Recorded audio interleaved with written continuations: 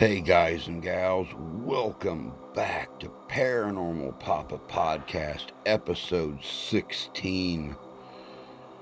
I keep telling you guys these are going to get better and better. Tonight we're going to listen to an interview conducted by the Appalachian Mystery Society. It's an internal interview showcasing a husband and wife team out of Kentucky that work with the Appalachian Mystery Society about their own experiences, their background, their beliefs in anything and everything, not just paranormal, but supernatural.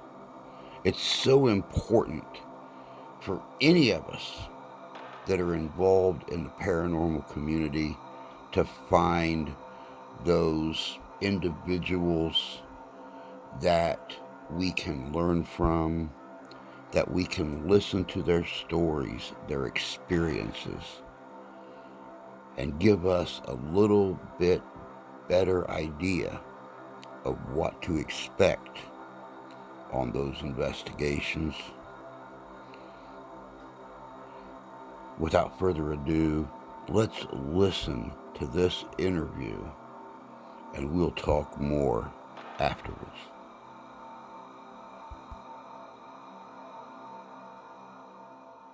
Greetings. I'm the Mothman Historian, founder of the Appalachian Mystery Society. And tonight I am joined by Ryan and Carly. Hello. Hi. Ryan is a correspondent of the Appalachian Mystery Society, and he had mentioned to me that his wife had a bizarre experience in Ohio. So this is an audio interview to get down all the details. I think stories like this should be written down, documented, or recorded in some way. So Carly, if you could you please tell us your story? All right. So I would say this was probably about 2009, and it was like late September. I'm a Halloweenie, so I was out hanging Halloween decorations, and I felt like somebody was watching me from behind.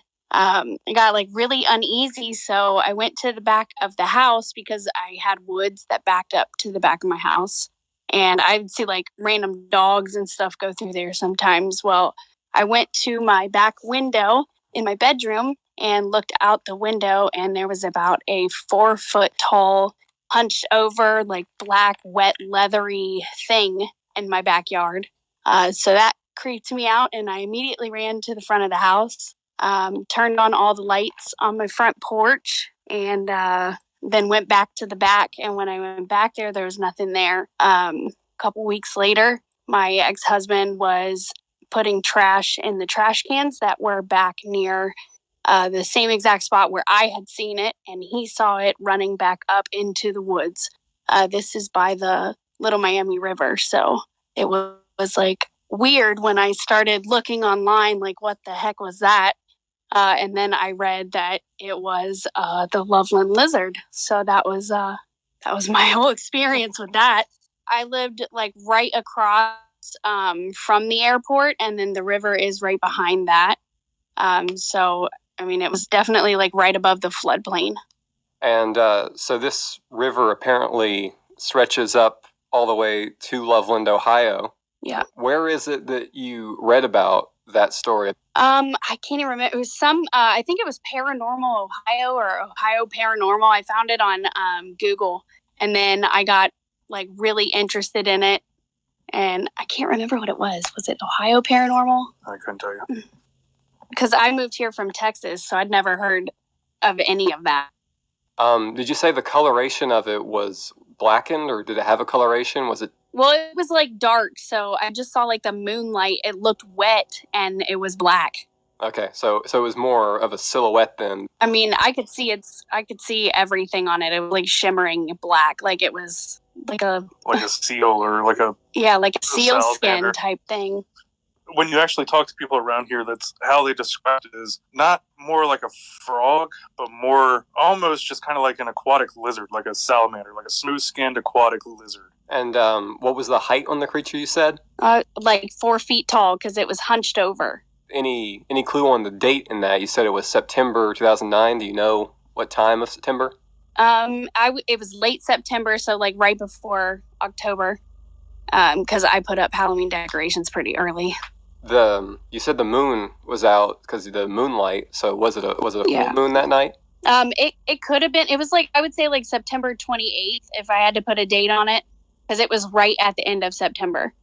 Did this experience make you more interested in mysterious things or just frightened of them? It made me definitely more interested, because I was always like into like ghosts and stuff, but once I started looking into that, then I got into cryptids and really like love Bigfoot a lot. But also like we are ancient alien fanatics and literally watch it all the time. More so for the cultural aspect, not the mumbo jumbo, but Yeah. It's just fun, like I love cryptids. Were there any other after effects from your experience? I wouldn't say anything negative. I just opened my mind to like other beings, that could possibly be here. And where did you say you saw this, in the yard or where? It was back up behind my house. So my house was like, it was really angled up on a hill. And then it was like back in the behind of the house, like where the woods met the yard. So did this make you more frightened of going outside and things like that? Yeah, I didn't really live there for that much longer after that. It was probably about 6 months after that. And was this the only time that you saw the creature? Yes. I went to Loveland to try to find it after that a couple, years down the road just to go look, but never saw anything. Okay, but there wasn't any other experiences, like that at the property? No, not with that. Have you ever had any other experiences in your life that you would consider paranormal? Definitely. I had a lot of experiences growing up with like voices in the like upper corners of my bedroom that would sound like people just yelling, and then a lot of like electrical issues. I don't know if it was related to that, but that was probably when I was like, I would say like 4 through 7. I heard that. And then when my grandma died, we used to smell a lot of her perfume that she wore. It would just like pop up in the rooms that we were in when we'd visit her house. It was just like she was always around, I guess. I don't know how to explain it. So did multiple people in the house smell that, or was it just you? And my mom and my dad. My sister was at college when that happened, so it didn't really affect her that much. But it happened to my mom a lot. She's always had stuff happen with her, like going back to her childhood. In the study of extrasensory perception, there's something called clairalience, which is like clear smelling, because like clairvoyance is clear seeing, clairaudience is clear hearing, and clairalience is clear smelling. And so that's actually something that people report as a sort of an extrasensory perception, is being like smelling certain things at certain times. Yeah, I couldn't mistake that smell. I know that smell like so well. Any other experiences you had in childhood, like that you would consider paranormal? More so like going into the adolescence of my life, like teen years was when we got a lot of that that stuff happening with my grandma. Most of it happened like within my childhood. So then the only other experiences I've had besides that have been the shadow people that I've seen. Okay, could you go into that a little bit? So it was pretty much at that house that all that stuff happened at. Whenever I would go to sleep, I would obviously get sleep paralysis, but like definitely be awake and see the black shadow behind me, like 6 feet tall. Most of the times it would stand in my doorway, but then on like real bad nights, it would be behind me. It happened when I moved into my next house, and then I went to an American Indian store and I told them what was happening, and they gave me some quartz crystals and told me to put them in the corners of my room. And I haven't had it since. Well, except for at the townhome. And that was literally right when I moved out of my house. Yeah, she didn't have her crystals there. Because I saw that one, and that was when I was wide awake. Saw it twice. And she saw it with me the second time. We were actually watching it in the TV at the same time together. It was the first house we lived in together. It was a 3-level townhome, and our room was on the top floor, and the kitchen was on the middle floor. I went down to just get a drink or whatever from the kitchen, and as I was walking back up, the way there was nothing behind the house. There was no like ambient light, street light, anything like that. So there was nothing really cutting through the back where that staircase was. And I turned around, and there was just this shadow behind me that was moving independent. Again, there was no light source coming through the hallway either to where it would have made the shadow behind me. And the way it was down the steps was like it was coming up the steps also, independent of me. So I booked it to the room, and I told her, and she had never told me about, her seeing the shadow people or anything like that before. And it just kind of spooked me for a minute, but that was kind of the extent of the experience. I mean, that's as far as it went that time. And then the one time we're sitting on the bed, and the TV's off, and we had our little like lamps on our nightstands, and we're just seeing this thing move independent in the TV. There was no shadow on the wall or anything under the TV where the TV was mounted. It was just in the TV screen, just in the reflection, and then just kind of went away after, I don't know, 15 or 20 seconds or something like that. So never felt malicious or anything, but it was definitely bizarre. Okay, so I'm trying to get an understanding on these different living arrangements. So, Carly, you're saying in your childhood home there was weird activity, and then you moved with your ex-husband, and there was the creature and a shadow figure in that home. Is that right? Yes. And then you moved with Ryan here. Yep. And there's the shadow figure, which you're saying you think went away because of clear quartz crystal. Yeah. Did anything else happen after that? No. Honestly, after that, nothing. No. Okay.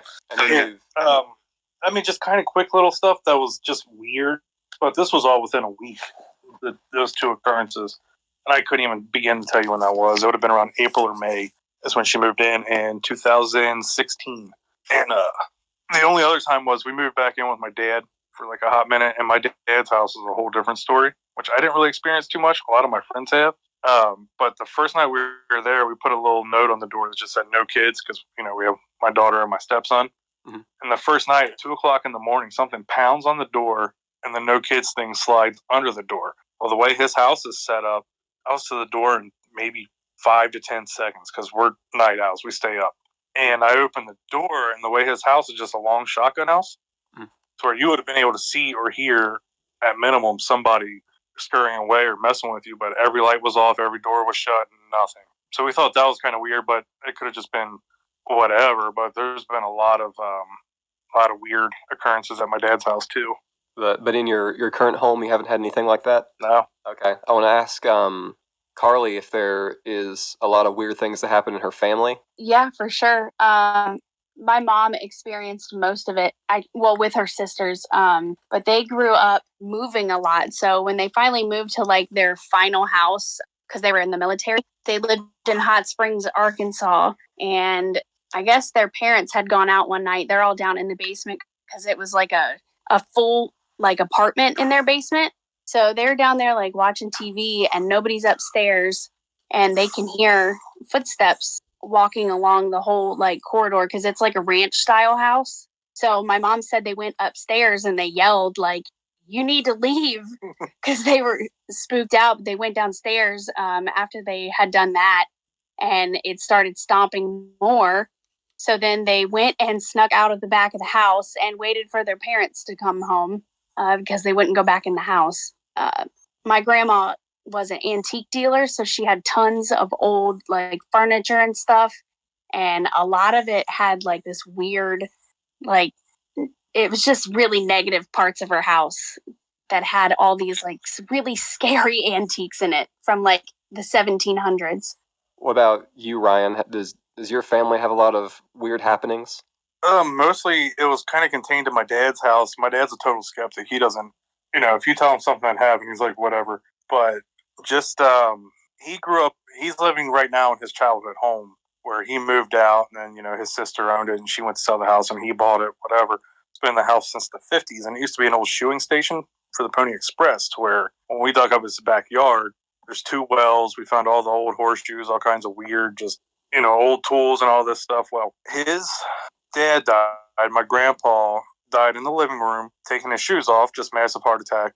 And then my grandma, 2 years to the day, died the exact same way, exact same room. And then, not to get too graphic, in 2007, my mom committed suicide in the basement of the house. And then my dad, was it 2018? Mm-hmm. My dad, almost to the day, had a heart attack in that room. He didn't die. Luckily, my sister-in-law was in there, and she gave him CPR until they could, till the EMTs got there. But it was almost to the day in 2018. He had a heart attack in that room also. And then just my friends experiencing things. I had one guy who was actually one of the most rational. He's the head of Louisville's EMT department, like the whole thing. Very rational, very critical guy. He wouldn't stay at my dad's house anymore because when he was sleeping on the couch, he would just see figures going back and forth in front of the ambient lighting. You know, when you have a TV off, how it has the red light or the blue light or whatever. Mm-hmm. Just ambient figures going back and forth in front of that. And he's sitting there staring at them. He refused to ever come back. My sister used to get her hair pulled. My mom would say it felt like somebody was under their bed just pushing up on it. Just a lot of negative vibes in that house. From Carly's mother's side of the family, and then your dad's house, that does seem like a lot of paranormal activity going on in both of your lives. Definitely. Yeah, but what's weird is it's all so concentrated to a very specific time in my life and in her life. And then when we got together, something happened for a week, and then nothing. And now we have this lamppost in our house that was one of her grandma's, and Carly was telling me there was some energy tied to that, but since we've had it, nothing. You said Carly said there was energy tied to it. Do you think that she has the ability to sense more that something is tied to an object? I would say so, because she knows me. I'm pretty stoic about almost everything. She's a little bit more sensitive to vibes, I guess you could say. Just the air in a room to where she can sense something. And I'm like, whatever, you're overreacting. Then all of a sudden, whatever she's sensing is what's happening a couple minutes later. Even when it just comes to people and their overall attitudes and... Yeah, I can tell people's intentions immediately. So would you consider yourself a psychic or a spiritually sensitive person in that way then? Not psychic. I just say I am very receptive to a lot of energy. Okay. Does that run the family, you think? I would say on my mom's side, definitely, but I think I've embraced it more than them. I'm not scared of, exploring what's out there to find other, options of enlightenment. Mm-hmm. So. Well, put it this way. She has one of her favorite quotes from her mom tattooed on her arm, and it's, "I've seen a lot of death." Yeah. Jeez. Yeah. Okay. Do you ever feel other people's emotions as your own? Yeah. All the time. Like a heightened sense of empathy? Yeah, I believe so, yeah. Mm-hmm, for sure. Could you go into that more? I mean, I can look at you and tell what's wrong and know that something's wrong. It's never like whenever anybody is happy or what they're feeling happy for. It's immediately I can tell.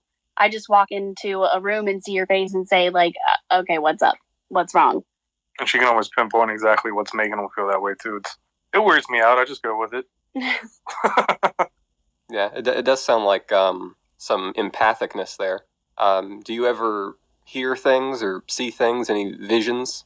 I mean, I have some wild dreams, but I think, I'm not sure if, because I look up what my dreams mean, but I'm not sure if they correlate to any life, happenings.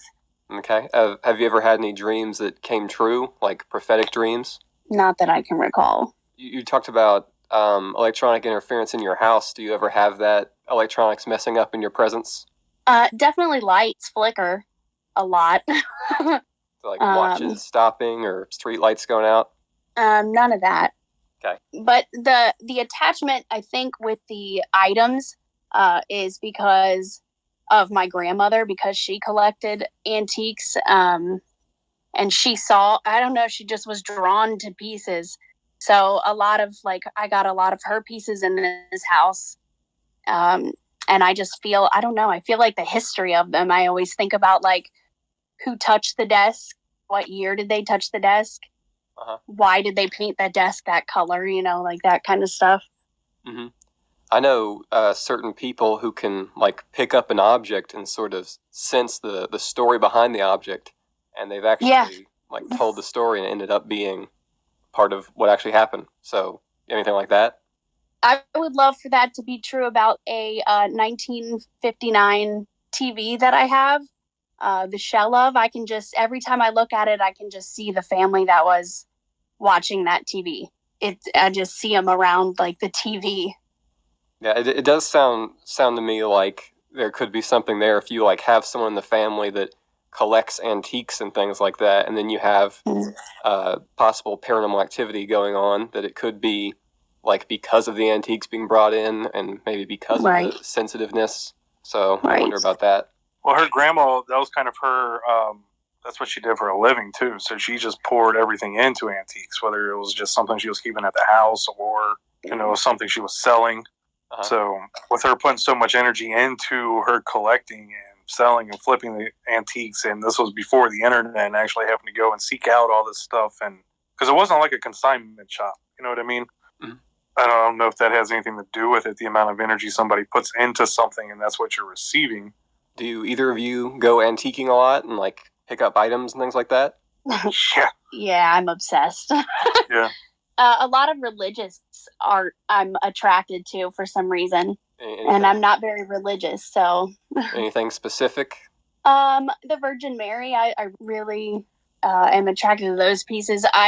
Everybody has that one picture of Jesus in their house, like growing up, where he's looking off to the side. I collect those, but mostly Virgin Mary. I can send you a picture of it later. You'll recognize it immediately. Is your family religious? Yes. Okay. I'm not, but my mom and dad and their parents are, but I'm not at all. Okay. If you wouldn't mind me asking, any specific denomination or? They're just Christian, non-denominational Christians. My dad was Baptist, I think, growing up. Back onto the sort of intuitiveness thing. Do you think you have a lot of luck? Like, are you good at gambling? Ever walk down the street, find $100 laying there? Are you good at luck? I'd say I'm good at gambling, but I don't know when to stop. I get ahead of myself. She's good at gambling. She's not good at leaving the casino. Yeah, but would you consider yourself a lucky person in terms of randomness and odds and things like that? Yes, really lucky. Like sort of like rolling the dice and guessing what's going to land on, kind of random chance stuff, not just fortunate in life, but random chance stuff, right? Yes, and I have a thing with the number 3. All of it. Any threes, any repetition of threes, I'm just really into the number 3 for some reason. It's sorry, kind of a little footnote. To right when she moved in, almost every single morning, she woke up at 3:30 in the morning. No alarm, almost every single morning. Yeah, it's a very prevalent thing in my life. I don't know what it means. I don't know why, but just 3:30 in the morning, she's up, like on the dot, almost every single morning. Yeah, well, that's a number that's very big in a lot of different forms of spirituality. You could go to, the Holy Trinity, or Christ being 33 when he was crucified, or the Freemasons, they like the number 33. There's a lot of different spirituality that goes in threes, and a lot of things go in threes, even storytelling, beginning, middle, end, and joke telling, the rule of thirds, and all that sort of thing. So, it makes sense.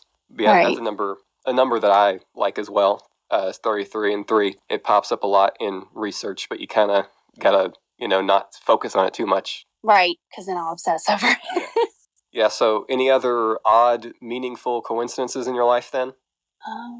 That's pretty much the extent of it. I just try to, keep open and receptive to it all. Okay, you said you were into collecting religious art. There are other specific paintings that you have? Could you, like a lot of Catholic art, because I grew up lower Texas, so there's a lot of Mexican influence, so I really love the holographic Jesus stuff where you shift and it changes to the Virgin Mary and the baby. I collect a lot of Virgin Mary stuff. Okay, yeah. Like Our Lady of Guadalupe, perhaps? I think. Well, no, it's more actually, yeah, because I paint them. I paint them to look like that. You paint them to look like that? Yeah. So, how the Virgin has all the colors behind her, like figurines that I painted the backgrounds the same colors on them to make them look the same. I have probably about 12 of them.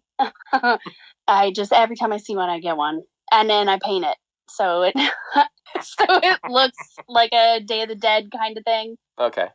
So as a kid, then, did you go to church, or were you raised in that environment before being more secular? Yes. Probably since I remember until I was probably about 16 or 17, I was into it and went to church and like got baptized and all that. And then I don't know, I just like woke up one day and I was like, it was just all gone.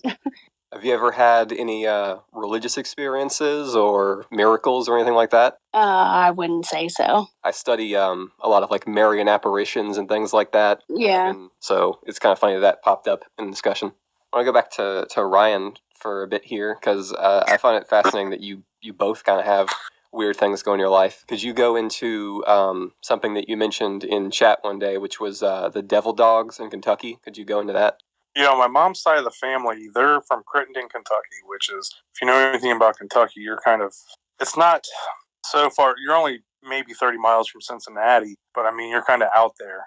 And they have just hunted their entire lives. Almost all my mom's brothers, uncles, cousins, they're all hunters, survivalists. They isolate themselves on purpose, essentially. And yeah, they would just talk about these things so nonchalant and just matter of fact that something's out there. We don't know what it is, but they kind of have their own strict code to where they don't have any type of livestock or crops or anything like that. It's weird. I mean, they'll, can stuff. They have little small gardens, but they're not going to shoot a coyote because they can't eat a coyote, and it's not a pest to them. They learn to live with them and kind of get them off their property in other ways. So they never like shoot at these things, but they would tell you that they're out there. It is what it is. You just kind of work around them, let them do their thing, you do your thing. And that's what kind of intrigued me about it was you have this, if it was, captured or anything like that, this world-shattering thing out there, but they could care less. And that's what kind of really made me pay attention to it. And you said they called them devil dogs? Yeah, that was their description for them. Again, I don't know if they, because they said they would be either like kind of a silvery or grayish or white. So they called them that. I don't know if they were hip to any type of, lingo or portmanteaus or any of this stuff, Yeah. Just, that's what they called them. They wouldn't even say if they were even canine in behavior or anything like that. They say they would walk on all fours and on their hind legs. Okay, so I find it interesting that both of you have had bizarre experiences and interests in the bizarre throughout your life. Did that come up when you guys met, or is it something you discovered later? Discovered later. We actually got, we started talking years ago on MySpace, and it was strictly because of music. That's it. What kind of music? Metal. Extreme metal. I guess you could say. Black metal, death metal, that kind of stuff. Okay. But it was never anything like, we didn't really talk about it until I saw the shadow thing. And we were together for, at that point, 6 or 7 months. And I had known her for 10 years prior to that. So, Carly, how long was it that you had experiences with shadow figures? So from 2009 on until 2015, 16. Okay, so that happened after the creature you saw? Yeah. Okay. It started like in that same house, and then it was before I had the shadow people experiences before the creature, but it went on until 2015 or 16. Do you think, because you described the creature as like you saw it in the dark and it was like shadowy, do you think there is a similarity there that it's that was also a shadow figure, or do you think that was a more real creature? Definitely more real. Okay. Because there was a 3D shape to it. It was definitely more real. So like the shadow people, they are more of like a, I don't know, like a horrible feeling. You know what I mean? Mm-hmm. Like not only do they look the way that they look, they have no features. It's just the shadow and it feels horrible. The thing that I saw just spooked me because I didn't know what it was. You know what I mean? Okay. You have any ideas on what you think it could have possibly been other than just the Loveland creature? No, I mean, at that time I had no idea what I even thought it was. So, I mean, the only thing I could relate it to would be I don't even know, a wet person that was a horrible shape. And the bird theory doesn't work on her either because she can point out every bird in the sky. I wasn't going to go there. Yeah, that's just kind of that's our inside thing. Okay. Have you ever drawn? So Yeah, I mean, I could draw it. It was hunched over and like Danny DeVito as the penguin kind of body, like hunched over. I would say definitely Danny DeVito shape. Okay. Well, it would be cool if you could sort of draw it or sketch it and send that my way. Yeah, for sure. Because it all ran together. Like the back ran into the head. You know what I mean? Like it was just like no neck, I guess. How do you explain that? Like a salamander that's standing upright. Yeah, it was weird. Like someone where their shoulders are arched up and their head's down? Yes. But it's connected. So like... Just kind of an inhuman shape. Like almost an uncanny valley type thing to where it wants you to think it's humanoid, but it's not. What kind of feeling did you have at that point? I just got spooked and ran away.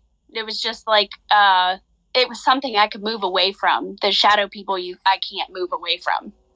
There was no other like lingering thoughts about it in the aftermath? Well then that's when I started doing all the research. Uh-huh. Just like incessantly doing research on it. Just trying to figure out what it was, and then that's when I just typed in the location. I was just like Cincinnati, Ohio, wet lizard thing. And that came up, and I was like, oh my God, that's it. Because Cincinnati's not really known for its cryptids. It's more of a haunted hotspot. There's a lot of Milford, Ohio, which is in Claremont County, 20 minutes outside of Cincinnati, is one of the higher concentrations of Bigfoot sightings in the United States. That's kind of where I got into it after hearing about the devil dogs, and then, being 10 to 12, your first thing you're going to see is Bigfoot. Mm-hmm. And even though there's not a lot of written accounts, you'll find people all over that have seen it, but are just kind of more whatever about it. It's a very bizarre cultural thing around here with the Loveland Frogman, because it's a thing. It's just, you know what I mean? Like, it's not a threat or... Yeah, just like a bit of a mascot. But yeah, before that experience, I lived it in my entire life. And I'd lived here for at least 10 years before that. I'd never heard of it. Mm-hmm. Have either of you ever seen any other creature that you couldn't identify other than what you went into thus far? No, I haven't. I've heard things. Camping and even, Justin in the group Longboard. He can tell you about Red River Gorge and just the lingering feelings you get when you're on those trails to where something's watching you. And I mean, you go down to those areas and you grow up in Kentucky, you're familiar with black bears. We consider them just big dogs. You know what I mean? Just whatever. But there's something down there. And the one time Carly and I were down there camping, I mean, it sounded like someone was putting force into knocking these trees over. And usually you have kind of a typical time of the year when the trees are falling. And that's at the gorge around January, February. This was in, August or September when we went down there. And we found bullet casings in our camp. But, who's to say it wasn't just some animal, Yeah, I know. But you hear the stuff and you hear the stories and then you hear it. That's what I'm saying is I could hear the stuff all day long that doesn't sound like a black bear to me. I know what they sound like when they're scratching trees. They can knock them over pretty easily too, but these were big trees. One actually fell in the middle of the road where we were staying, and I actually sent it to Longboard because I went to go move it out of the way. And I'm like, how the hell did this tree even fall here? Because there was like a cliff face and there wasn't really anything, you know what I mean? And it wasn't uprooted or anything like that. It was weird, but again, with stuff like that, I don't automatically jump to conclusions. It's just, I have weird little spurts in my life to where it's 10 to 20 seconds of something being weird that I can't explain, and then that's it. So it's like, where do I go from here? There's literally no other evidence or anything that I can go off of my personal experience, except for me just going, huh. So you came into the group, Appalachian Mystery Society, through Longboard or Justin. How did you meet him?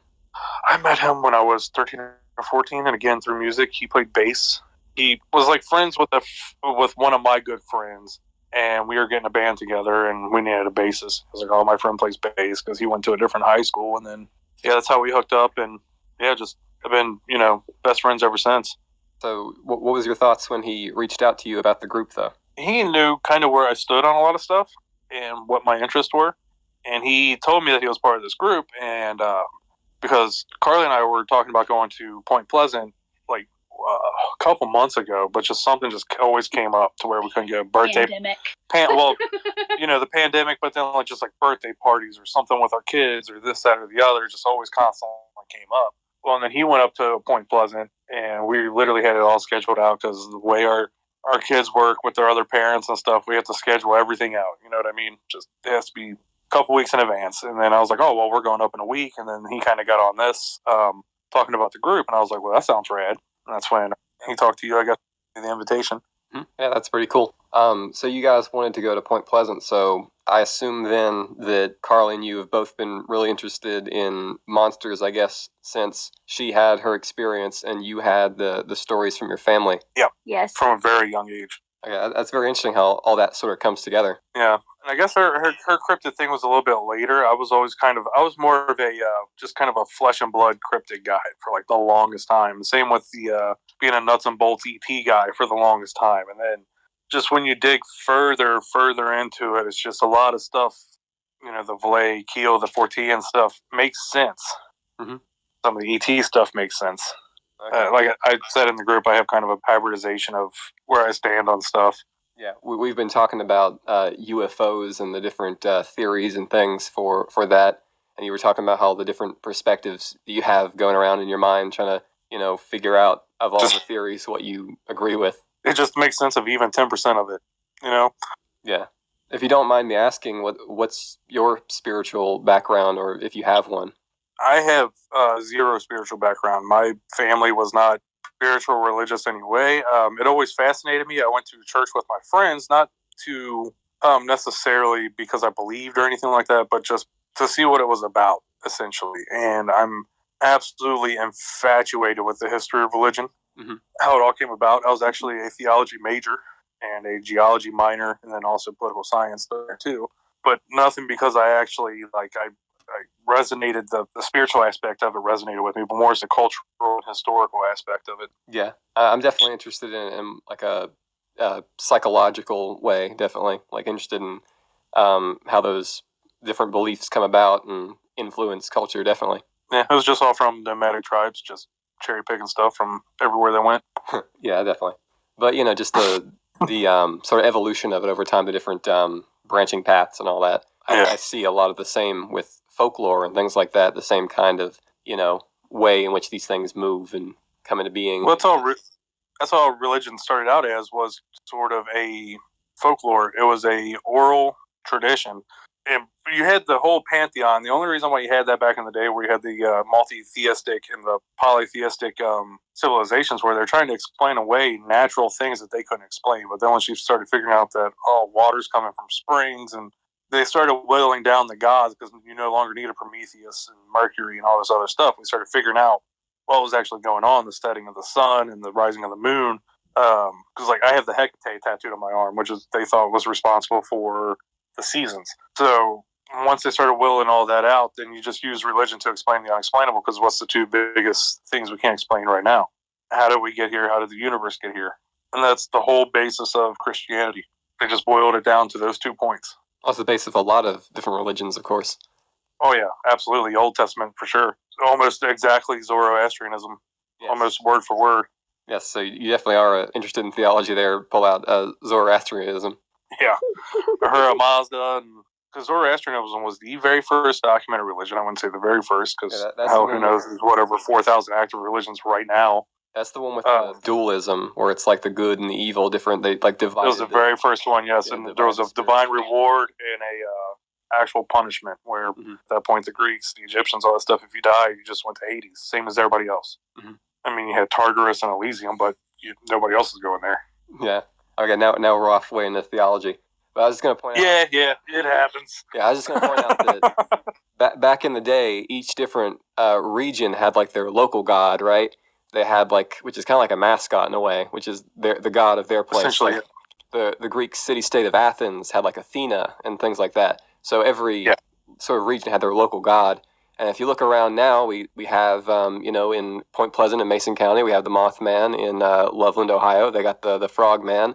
You can look at it in the way, sort of they have their folkloric being that represents them in that same kind of way, I think. I was saying, you were saying that it's a way to explain something, like they use it sort of like as a placeholder for something that one day they later understood. Perhaps what we're doing now is sort of a placeholder for something that we will one day understand as well. I absolutely believe that's all this is. We could say something, but then they'll figure out in 100 years from now, we had the right we were on the right path. Our terminology might have been completely wrong, but we might have been using the term ultra-terrestrial or extraterrestrial right if you just change the name in a different context. Yeah. But it's important to have that placeholder, otherwise it gets lost to time. Mm-hmm. Yeah, so one day there might be an explanation like, okay, here's what the Mothman and the Frogman and all the different creatures they were seeing, here's what that was, so maybe a natural explanation or something. Yeah, but for now, you just keep pounding away and hoping you can figure it out. Yep, definitely. I mean, that's the most you can do. Mm-hmm. So back to Carly for a minute. I asked if any other creature sightings. Did you answer that? Was there any other creature sightings you've seen? I have not seen anything other than that in my life, unfortunately.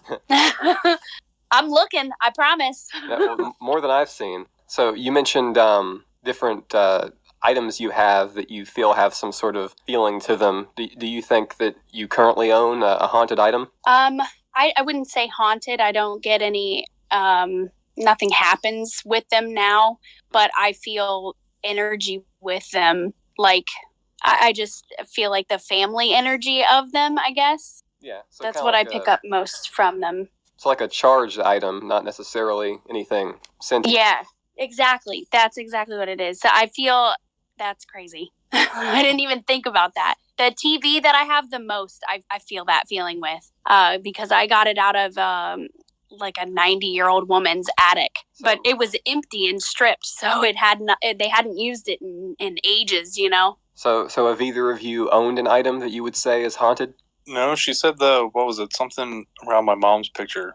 Every day. I mean, it's just happenings, but I don't think it's related. Yeah, but that's where I almost, what I mean? Like I said, when stuff happens to me, it's just that, and then where do I go from there? I can look it up all day long, but that doesn't change what happened to me in the brief amount of time I had with the experience. It's a very, very tricky road to go down, to navigate your own thoughts on the thing when you couldn't even process your own thoughts in the first place. So have either of you, tried to get a haunted item? Ever gone after an item that you thought was haunted and tried to buy it for that reason or anything like that? No, the market around here for that, they would not even bring that up. I'm not interested in any negative haunted stuff. I'm just more positive. Really, everything that I collect has positive feelings to me. Would either of you be investigators of paranormal activity, of hauntings and things like that, going to a haunted location and trying to see what happens? Yes, for sure. I would love to do that. Well, I actually used to do that. There was one place that me and a couple of my friends who were actually serious about it, because people would go and, kind of party and everything else, just like everywhere else. But there was a place in Maysville that was supposedly a hot spot for years called Hayeswood Hospital, right on the Ohio River also. Almost as if all these things, especially in Ohio and Kentucky, your main haunted places like Bobby Mackey's Music World, if you've ever heard of that, it's right on the confluence of the Ohio and the Licking River. And same thing with Hayeswood Hospital. Well, we would go there, and it wasn't that you would see anything, but stuff would be different. And like a gurney that was on the third floor would now be on the first. The elevator would change rooms, not while you're there, not while you're in the building, but we would document it, that it's on the first floor of this wing. Well, then the next date, it's on the third floor. Just weird stuff like that couldn't possibly happen because I'm a contractor. I know what goes into, you're not moving an elevator manually at all. So there's no one in there, trying to get one over on anybody or anything like that. Have either of you tried any kind of spiritual communication or divination in any way? I don't think I ever have, actually taking it seriously. Carly? To be honest. No. Okay. Not played around with a Ouija board or anything like that? Oh, well, I... That's why I'm saying I never took it seriously. We have them. I have an Elvira Ouija board, but it's more of a kitschy thing for me. So no pendulum dowsing or spirit box communication? No. Okay. Carly, could you go more into the sleep paralysis experiences you had? Or is it just a shadow figure in the room, or can you go more into detail on what those experiences are like? They're absolutely terrifying. So it starts off I feel like I either am super exhausted. I feel like I fall asleep super quickly, but my eyes don't fall asleep. Everything about my body goes to sleep. My brain is dead, but my eyes are open. And I cannot move. It's absolutely terrifying because I'm screaming, but no noise is coming out of my my mouth. And then I can just see the shadow behind me or in front of me or in the doorway. I just remember that. But it was I could not move at all. But it's very aware of the lighting in my room, like where everything was. It was like my eyes were open in the daytime. So you see the same room that you go to sleep in, but it's just like this weirdness overlaid on top of that, essentially. Yes. Like an ominous feeling. Yeah. How often does that happen? I mean, I haven't had it since 2016. Sometimes I feel like I might start to go in it, but I kick myself out of it. But it's really rare now. Okay. Do you think there's anything specific that causes that? I think it's stress related, possibly. Because the entire time I was experiencing that was, like I said, my ex-husband. It was a real traumatic time. I had a kid. I was younger. Didn't really know how to process my emotions. And I feel like that may have been a culprit of the sleep paralysis because I was just so stressed out. Mm-hmm. I have a friend who has that from time to time, and he says that it happens more when he lays on his back. Yes. Yeah. Or if I had fallen asleep, like with, like, if you have too many pillows on your bed and you're kind of like elevated, it would happen like that. If you can kick out of it, that moment when you like fall asleep on a desk at school, it feels like that when you jolt yourself awake if you can get out of it. Do you ever have the feeling of something sitting down on you or some kind of pressure like that? It was always just like a force against my back. It always felt like it was pressure against the backside of my body. Yeah, because there's that famous folkloric thing of the... Oh, yes. Succubus is an incubus. I know all about them. I was just going to say that when something like sits down on the chest is what I've heard. Yep, I've heard that too. That's when I was researching a lot of that stuff, trying to figure out what it was. You've never had an experience where something sit down? Nope, it was always just behind me. So that's why my daughter's name was Lilith, the night hag. Okay. That both of your daughter or just yours? Just mine. When I would come to the house with my ex, she would feel like she was in a trance. When the house, we didn't know where it was coming from. Well, she was saying that she saw a nice man in her playroom and all this stuff. And we're just like, what the hell? And then the one time my ex came into the house, she went downstairs. All the laundry was out of the washing or out of the dryer, and it was piping hot. And we had like kind of it was an older house, so the basement had kind of like weird little like cubbies off the main room, like not necessarily full rooms, but just weird little cubbies with just the concrete wall dividing it. And that was where all my tools and stuff were up in these cabinets. Well, all the cabinets were off the wall, tools everywhere. So then I guess one day when I was at work, she brought her friend in and they lit sage and did something, and it stopped immediately after that. My daughter was only 2. So it's not like she had the mental awareness to catch on to what they were doing to stop doing it, or was feeding into what we were saying and all that stuff. So it was a bizarre, lasted maybe 2 weeks just with her. Like I never experienced any of it. It was just from my ex-wife telling me and what my daughter would say. But it's enough when your kid's saying that stuff, it kind of freaks you out. Yeah, definitely more creepy when someone who, shouldn't know anything like that says that kind of thing. Yeah, now, I mean, and she's one of those that has, my 10-year-old has taken initiative with this stuff. I posted a picture that she wrote on a whiteboard at my office when I had her one day, when she went through every cryptid she could find. Oh, yeah, I saw that. So it's definitely influenced her in some way, too. Okay. For better or worse. That's really bizarre. Yeah. Did you name her that because you're interested in, like, theology and those kind of studies that you were doing? Absolutely. Okay. That's very interesting. I named her that strictly just to, you're not going to be subservient to any man. Okay. Yeah, that's my hope and thoughts on that one, at least.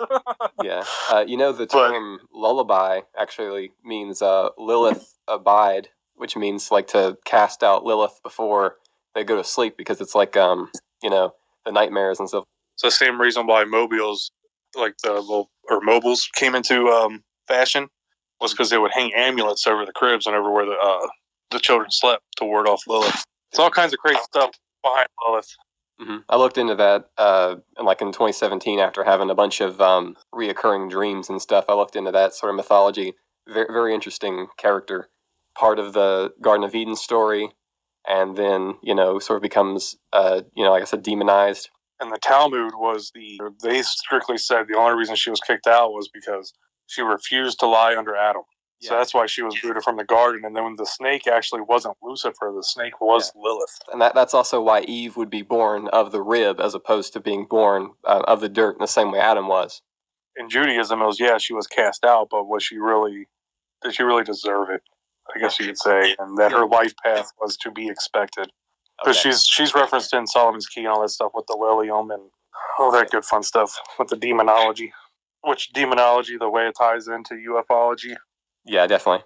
I didn't expect two of the different divine feminine figures that I've been interested in. I didn't expect them both to come up in this conversation about frogmen. It's like first you're talking about Mother Mary, and then you're talking about the Dark Mother, which is the other side of the maternal, the divine feminine. That's the way our mine and Carly's conversations usually go. Yep. Have either of you ever had out-of-body experiences? I have not. The closest I got, though, was kind of drug-induced by a doctor, surgery-wise.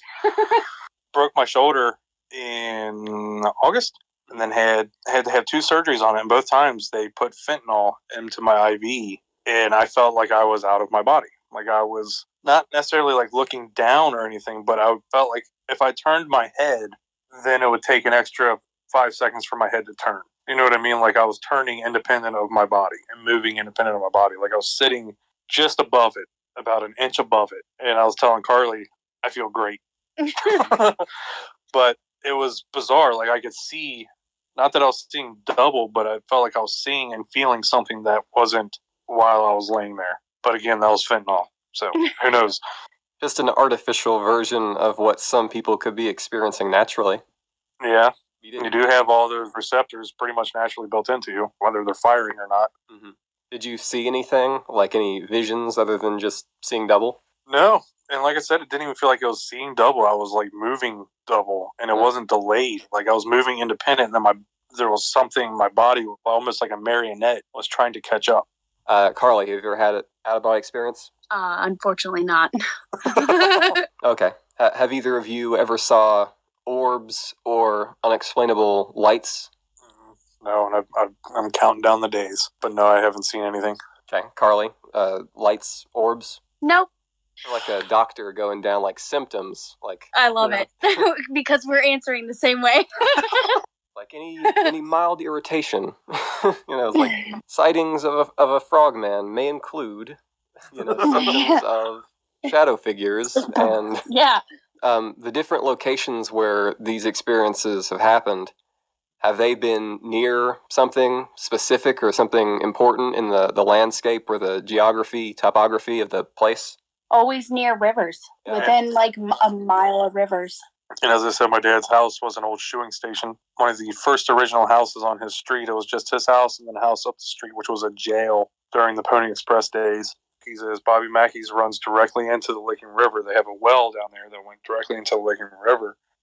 And they call it the portal to hell because of the amount of activity that is in that place that is just experienced by everyone. Yeah, Point Pleasant is in the confluence of the Ohio and Kanawha River down there around Point Pleasant. It's super pretty. Yeah, we were down there probably about a month ago. Okay. Any of the locations near quarries or ravines? Nope. Tunnels or old mines? Nope. Power plants, burial grounds, mounds? In this area, there's a cemetery every 3 blocks and power lines everywhere. Again, it's hard to, for a lot of activity for that kind of stuff, especially urban, it's kind of hard to attribute to, I think, personally, to any of that kind of stuff. Gravel pits and crossroads. Depends on your definition of a crossroad.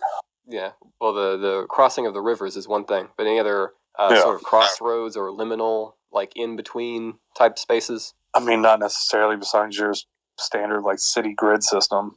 Yeah. I suppose everything, to a certain extent, is in between. Everything is in a process of changing in some way or another. Okay, those are just the different location trends that I thought I'd go down. But it's not, like out in Independence, Kentucky, there's the Cody Road crossroad. I can't remember the name of the road. But the train trestle right there has a lot of activity that people have been experiencing since, that was like one of the things when my mom was growing up, and it's very real to people. I've never experienced anything. I've been out there plenty of times, but it is very real to the people that have experienced it, the people that I trust and believe more than anybody else in the world. So that's another one.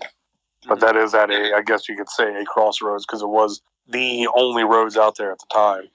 I think the experiences you guys have told don't really have much to do with the environment there, other than, like you said, the running water, because running water is a common thing. But everywhere has water. It's where people set up their houses and stuff is near running water. So and obviously my dad's house underground, because he has 2 wells in his yard, and they weren't rainwater, they weren't cisterns, they were wells. Okay, so have either of you ever seen a light in the sky that you couldn't identify? Like a UFO? No, I haven't. No. Okay, Carly? No. Have you ever had a conversation with an entity or a non-human entity or something you would consider alien? No. No. Okay. Ever seen an aircraft or ship you couldn't explain? No. No.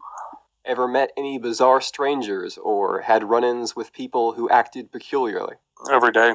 But I mean, and again, it would, like I said in the group, I was a probation officer for 6 years, and when I hear some of the descriptions of even anything, I'm wondering how limited their worldview may have been, especially when it comes to Men in Black stories. Mm-hmm. Yeah, but you've never run into someone who you think is so peculiar and uncanny that they must be alien or non-human or paranormal in some way, right? Right. Right. I've been all over the country. Me and Justin used to be in touring bands together, so we've been everywhere, talked to thousands of people, and no. Yeah, well, if you read some of those Men in Black encounters, it does sound like maybe just a bit of a weird person who's normal, like trying to drink Jell-O and all that sort of thing that Keel wrote about. Yeah. But that makes me wonder about, have you guys met anyone who you felt had like a really spiritual way about them, that you could like sense that or feel that kind of thing, like this person is mystical in some way? I have not. Nope. Okay. So you guys have both seen shadowy figures, but you've never seen like a specter or a ghost or anything? Nope. Nope. I'm obsessed with The Woman in White, because that was one of the very first ever like precautionary tales I ever heard. I've seen stuff in front of lights for a hot second that definitely had a human shape backlit, for a second or two, but do either of you have any connection to fairy lore or fairy mythology? I'm super Irish, and they brought a lot of that folklore over. And again, it was all centered around, my mother's maiden name was Greenwell. That's what the whole town was built around, was a well. And then to have that at the house that she ended her life at is a weird kind of bookend. What about you, Carly? Nope. No fairies. You mentioned ancestry. Is that something that you would be comfortable talking about, Carly, what your ancestry is, if you know what it is? Yeah, I'm Scottish and German. And you, Ryan, is your ancestry just Irish, or is there anything else in there? Pretty much 100% Irish. Here's another one I had. Is there a location that you guys think a lot of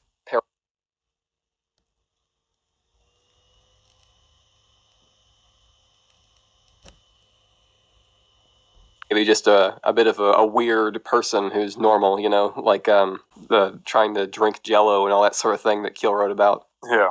But that makes me wonder about, have you guys met anyone who you felt had like a really spiritual way about them, that you could like sense that or feel that kind of thing, like this person is mystical in some way? I have not. Nope.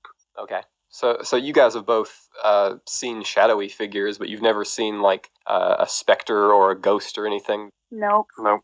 I'm obsessed with The Woman in White, because that was one of the very first ever like precautionary tales I ever heard.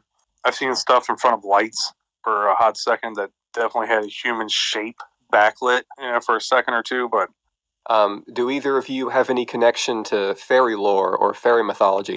I'm super Irish, and they brought a lot of that folklore over. And again, it was all centered around, my mother's maiden name was Greenwell. That's what the whole town was built around, was a well. And then to have that at the house that she ended her life at is a weird kind of bookend. What about you, Carly? Nope. No fairies. You mentioned ancestry. Is that something that you would be comfortable talking about, Carly, what your ancestry is, if you know what it is? Yeah, I'm Scottish and German. And you, Ryan, is your ancestry just Irish, or is there anything else in there? Pretty much 100% Irish. Here's another one I had. Is there a location that you guys think a lot of paranormal stuff happens in? Like, not just a haunted place, but like, any kind of area where tons of stuff weird happens that you can mention? The one that I always bring up is Bobby Mackey's, because it's not necessarily hauntings. It's more like a trickster that when it messes with you, it just messes with you. It's never really malevolent, and it's not benevolent. It's right down the middle. It's just there to mess with you.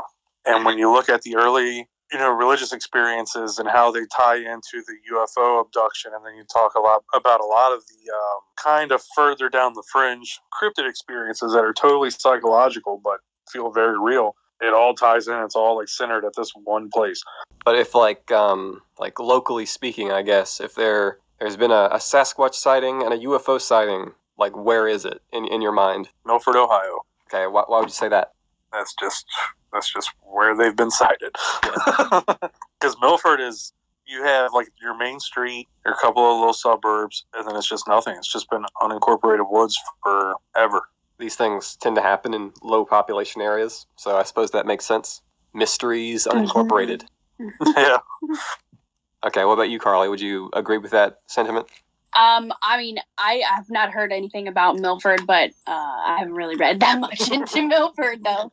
Ryan's a little bit more on the excursion side of trying to find things out. You haven't really looked into where the locations would be then?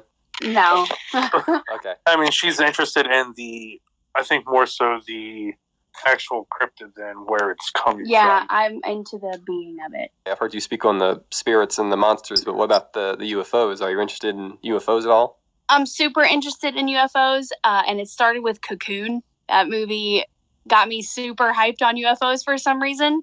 But, I mean, what is that? Devil's Peak in Close Encounters of the Third Kind? Mm-hmm. That was always something I think that's probably like a supernatural area for real. Okay, so on that subject then, could both of you go down like some of your paranormal and Fortean influences and inspirations? Mine would definitely be, like Tales from the Crypt a lot. Well, they pulled from folklore. Yeah, I grew up watching that. I was always, my mom was way into alien movies, so we watched a lot of stuff about aliens. And then, honestly, for about a year and a half, Ryan and I fell asleep to only alien stuff. I've never experienced anything in like my life, though, that's alien related. Ryan, any influences there? Fortean, paranormal, folkloric, otherwise? Again, it mostly came from my mom's side of the family, because we'd always camp with them somewhere on their property, and they would just tell these stories, and it wasn't to like freak people out. It was just, here's what we saw today. So that kind of started me down the rabbit hole real young. And again, this was before, I'm 35, so this was before, internet search engines were really a thing. So just the information, but I would get my hands on any book that I could get my hands on, and just being kind of ignorant to it, going to the public library, it was just all Bigfoot stuff. So you obviously had your Willow Creek and, the Patterson-Gimlin stuff, and that was pretty much all there was at that time. And then, honestly, what got me into the Mothman was the movie. And when I, just looked it up, because I get bored, and if I'm watching a movie while I'm watching the movie, I'll look it up. It's based off a true story. If it says that anywhere near it, I'm looking it up. That's what kind of started me on Keel and Valet and like Raymond Fowler and all them, getting real into it. And I was kind of like, I was always real suspect of Gray Barker.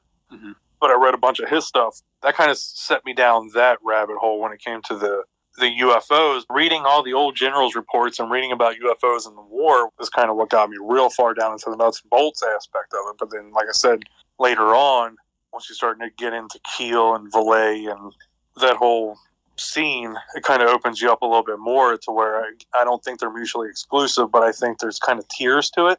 Or there might be nuts and bolts. There might be an advanced civilization. Again, if somebody even had 10,000 years head start on us, who knows where they could be with their technology right now. That's the way I look at the nuts and bolts things, but there also might be something that's actually on a higher plane than them too that's coming into play also. I just think we're just one of many to them, though. Or we might even be a vacation hotspot for them. I don't know. I don't know their motivations. As Keel said, the Disneyland of the gods. Yep, exactly. At some point, we should do some kind of video where we just talk about UFOs. Carly, have you read into Keel and Valet and any of the things we're talking about here? No, my attention span's really short, so Yeah, Valet's not for you. it's a little bit too, I would say, advanced for me, my brain capacity. I'm a simple type of woman.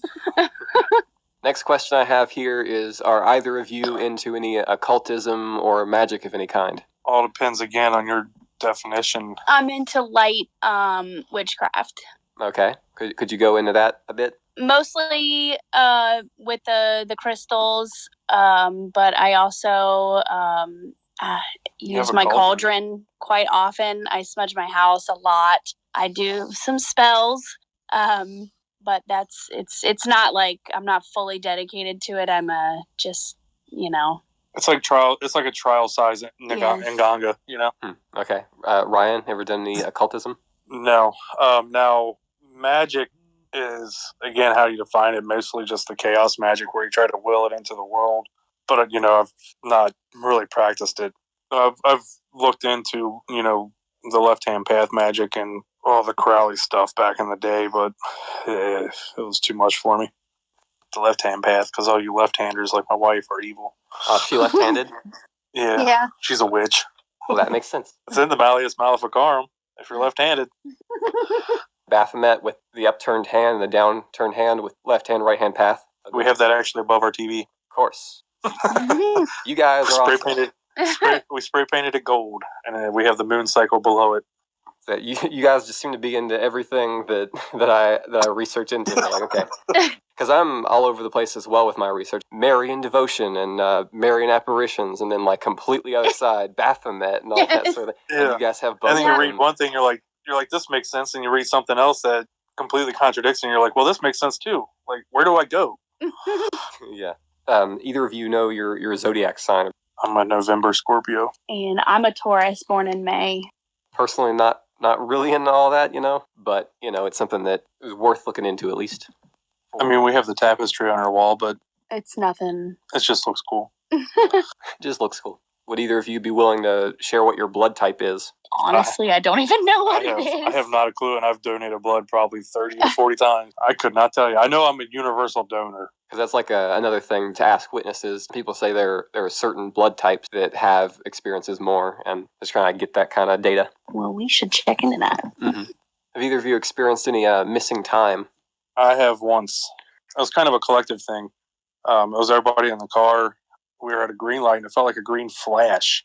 And all of a sudden, 4 minutes was gone. And we noticed because we were all just like kind of jamming out to a song, and then 4 minutes was gone, and the song was over. We all had no clue what happened. It was like when the light went from red to green, it looked almost like it flashed. And then 4 minutes was gone. And it was on a busy street. No cars behind us. Nothing around us. Like, no beeping. I don't know if any cars went around us or whatever happened. We just all experienced just 4 minutes gone. That's it. Yeah. Carly, ever had any missing time? No. Because like certain people say that you can, something happens and you kind of remove that part from your memory. So, people go into that with UFOs and that sort of thing. People also talk about like time dilation, where like people who claim to have gone to other worlds or whatever, they leave for hours and hours and hours, and they come back and it's only been a few minutes. Who knows? He could have gone to Venus and hung out with the Venusians in those 4 minutes. Yeah, hung out with Valiant Thor. Yes, I'm glad you know all the UFO stuff.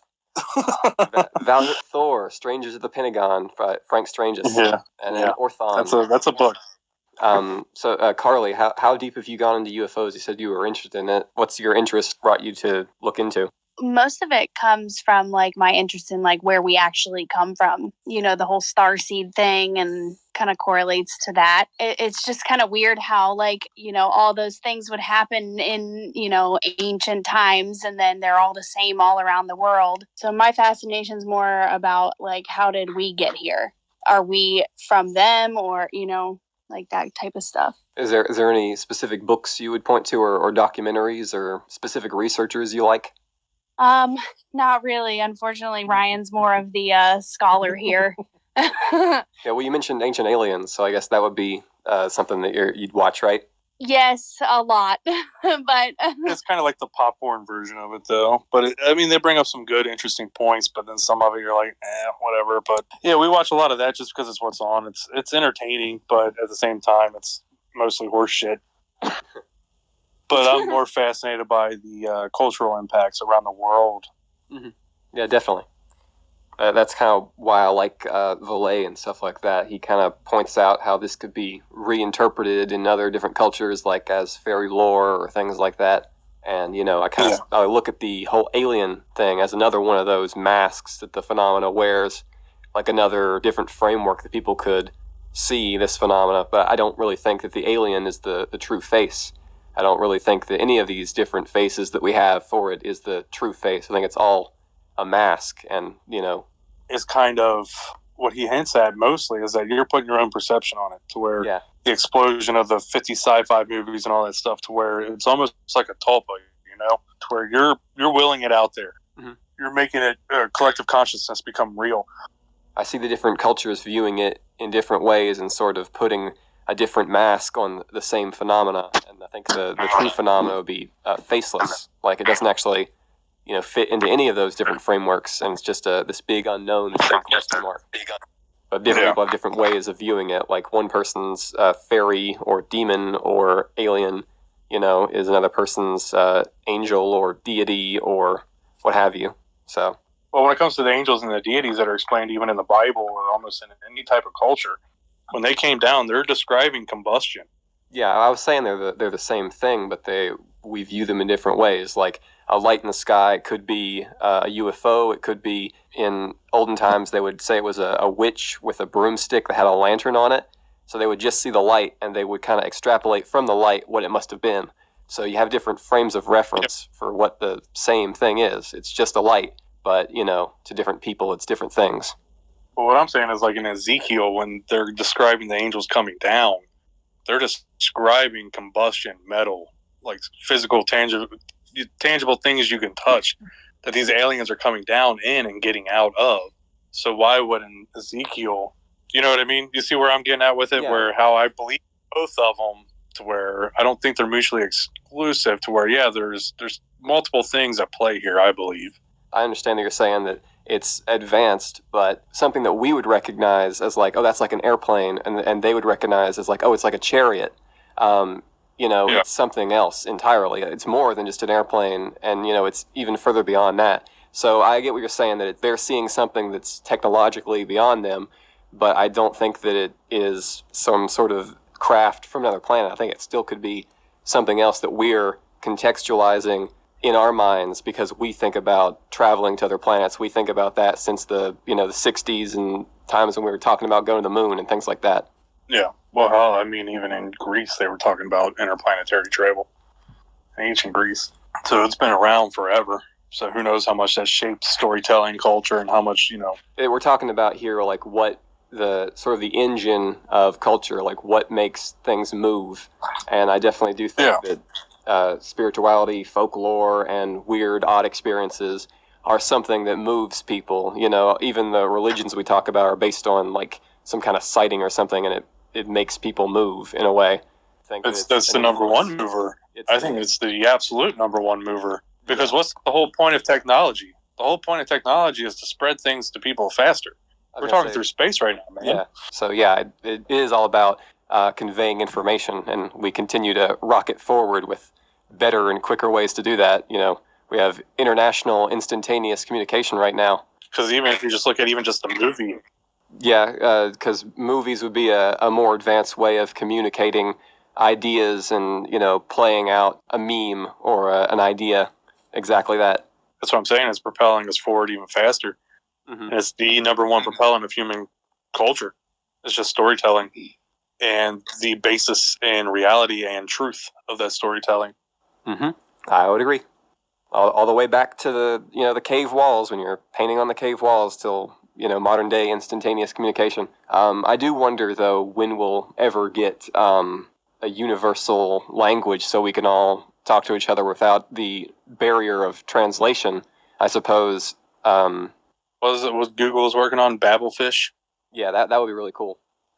Okay, so I think I've gone down most of my little symptom questions there of different things that could have happened, based on the experience.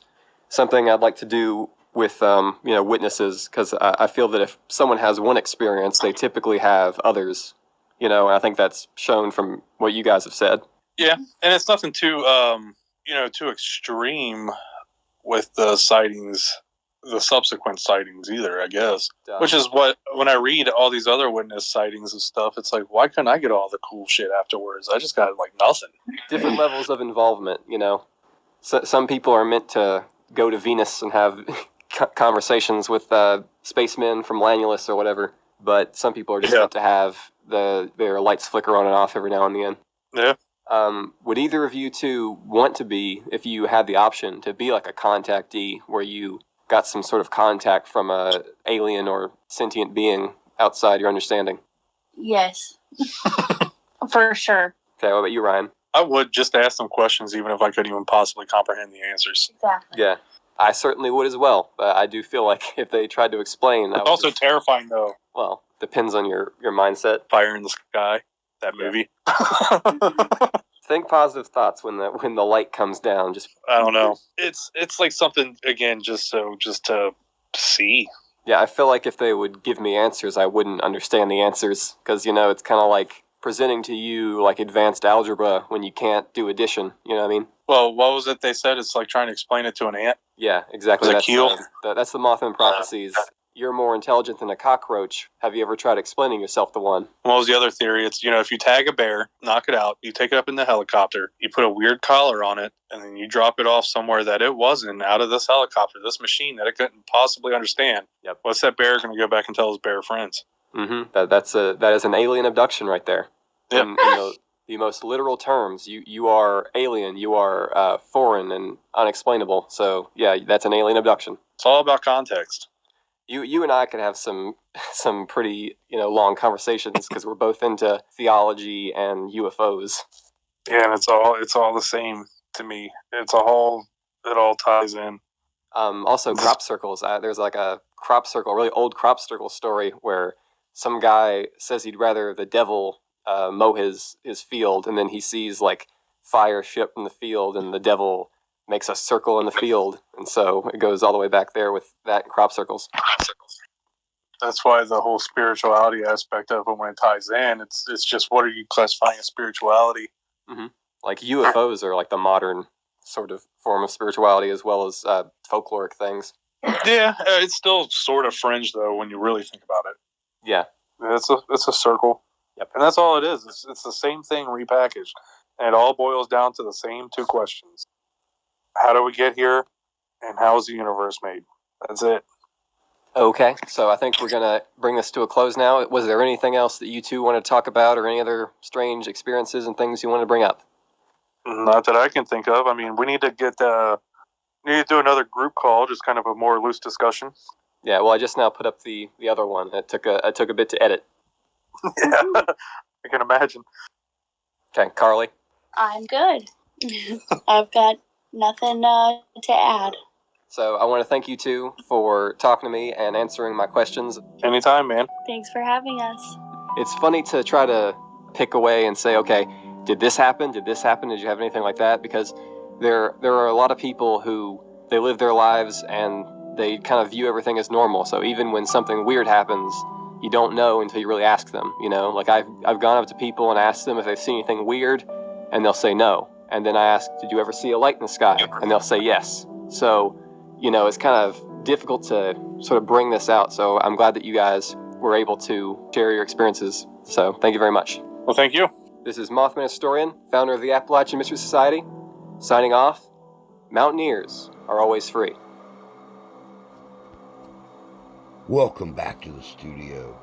I would love to personally thank the Mothman Historian, Ryan, and Carly for doing this interview.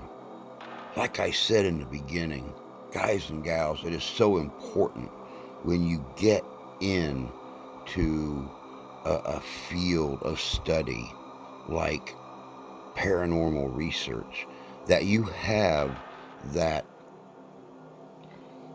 one or multiple persons that you consider mentors that have been doing this longer than you, to help you to understand to investigate, to break down the results of your research and understand what could potentially happen. It's also a good idea to have that more experienced individual who has been through these things before that can help you to understand what you've gone through. Of course, for those of you that know me personally, you know that my mentor is Danny Holroyd, founder of the Southern Michigan Paranormals out of Kalamazoo, Michigan. He's been doing this for over 30 years. Countless investigations, countless research, countless studies. And since meeting him, he has been one of my most enduring friends, my confidant, and my mentor. I don't know if I'd be where I am today without Danny. Of course, this concludes Paranormal Papa Podcast, episode 16. Ryan and Carly of the Appalachian Mystery Society. Paranormal Papa Podcast, as always, is brought to you from Ferocious Feline Studios in Cassopolis, Michigan. And don't forget, Paranormal Papa Investigations and Paranormal Papa Podcast run without any financial support or sponsorship from outside sources. Everything we do comes out of our pockets. And it's rough sometimes. It really is. So if you would like to support Paranormal Papa Podcast or Paranormal Papa Investigations, you can do so at our PayPal account. That is www.paypal.me/MrHistory2020.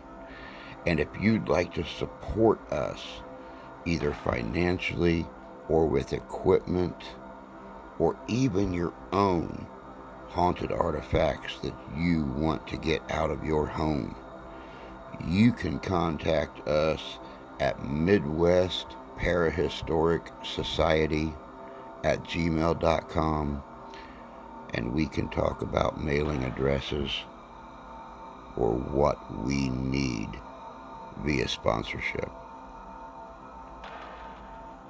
I'd like to thank each and every one of you for joining us for episode 16 of the Paranormal Papa Podcast. And please, always remember to take care of yourself, take care of each other. God bless you, God love you, we do. And happy hunting.